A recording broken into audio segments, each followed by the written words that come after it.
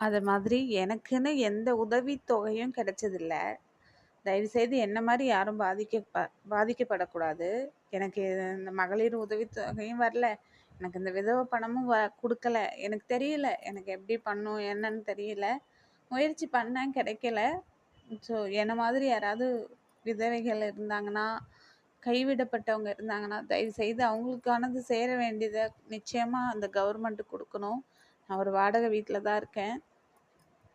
என்ன மாரி சின்ன வயசுலயே விதவையானவங்க, அம்மா, அப்பாவ பசங்க கைவிட்ட அம்மா, அப்பா அவங்களுக்கு பார்த்து இந்த கவர்மெண்ட் ஏதாவது பண்ணணும். எனக்கு எதுவும் கிடைக்கல. பரவால்ல. எனக்குன்னு குடும்பத் தலைவர் இறந்த பணமும் வரல. விதவை பணமும் வரல. இந்த மகளிர் உரிமை தொகையும் வரல. எதுவுமே கிடையாது. நான் சம்பாரிச்சா மட்டும் தான் நான் சாப்பாடு. ஸோ இந்த வீடியோ ஷேர் பண்ணுங்க.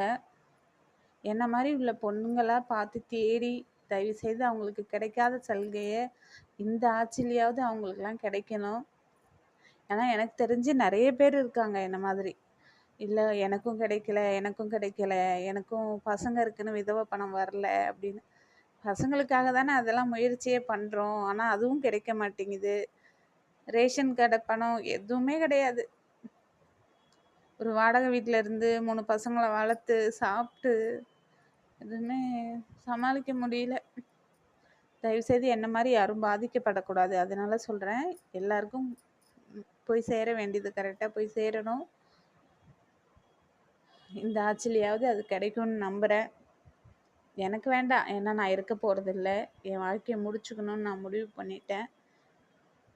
தயவுசெய்து அவங்கவங்க ஊர்ல, அவங்கவங்க தெருவுல என்ன மாதிரி பெண்கள் இருந்தா, வயசானவங்க இருந்தா, அந்த தெருவுல உள்ள கவுன்சிலரோ, எம்எல்ஏவோ யாராவது அதுக்கான முயற்சி எடுத்து அவங்களுக்கு வாங்கி குடுங்க. எனக்கெல்லாம் அந்த மாரி எனக்கு யாரும் முயற்சி எடுத்து வாங்கி தரல. எனக்கு எதுவும் கிடைக்கல. என்னால முடிஞ்ச அளவுக்கு எங்க வீட்டுக்காரர் செத்து 15 வருஷம் ஆகுது. ஓட்டிட்டேன். ஓடி நைட்டும் பகலும் ஓடி, ஓடி, ஓடி, ஓடி டயர்ட் ஆயிடுச்சு உடம்பு. போதும் வாழ்ந்த வாழ்க்கைய முடிச்சுக்கலான்னு முடிவு பண்ணிட்டேன்.